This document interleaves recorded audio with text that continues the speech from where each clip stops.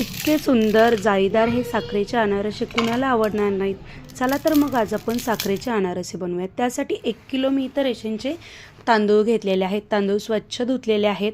तांदूळ की नेहमी 3 दिवस पाण्यामध्ये भिजत घालणार आहे. फक्त रोज यातलं पाणी आपल्याला चेंज करायचं आहे. 3 दिवस तांदूळ छान भिजलेले आहेत. चौथ्या दिवशी तांदूळ की नेहमी एका कॉटनच्या कपड्यावरती की नाही फॅनच्या हवेखाली की नाही 20 ते 25 मिनटं सुकायला घालणार आहे. तांदूळ उन्हामध्ये सुकवायचे नाहीत. तांदूळ आपले छान सुकलेले आहेत. आता हे जे तांदूळ आहेत ना आपण मिक्सरला बारीक करून घेणार आहोत.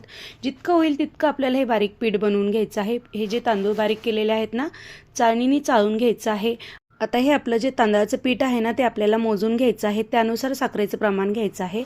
आता इथे बघा मी पीठ मोजून घेते. इथं 3 वाटी आपलं तांदळाचं पीठ भरलेलं आहे. त्यासाठी की नाही आपण 1.5 वाटी पिठी साखरेचा वापर करणार आहोत. इथं आता की नाही मी घरातली साखर बारीक करून वापरते. ज्या वाटीने आपण तांदळाचं पीठ मोजून घेतले ना त्याच वाटीने पिठी साखरेचा वापर करायचा आहे. छान असं मिक्स करून घ्यायचं आहे. एकजीव करायचं आहे तांदळाचा आणि साखरेचा आणि याचे गोळे बनवून की नाही 1-2 दिवस हवाबंद डब्यामध्ये की नाही पीठ फर्मेंट होण्यासाठी ठेवणार आहे. 2 दिवस मी हे पीठ ठेवलेलं आहे. आता तिसऱ्या दिवशी की नाही थोडंसं पिठामध्ये की नाही 2 ते 3 चमचे दूध घालून छान असं घट्टसर पीठ मळायचं आहे आणि मस्त असे याचे अनारसे बनवायचे आहेत. इथे बघा मी पॉलिथिनवरती अनारसे बनवून घेते. याचा जर पूर्ण व्हिडिओ बघायचा असेल तर फोटोच्या खाली दिलेल्या त्रिकोणावरती टच करा म्हणजे तुम्हाला डिटेल रेसिपी पाहता येईल. खूप सुंदर असे आपले साखरेचे अनारसे तयार आहेत.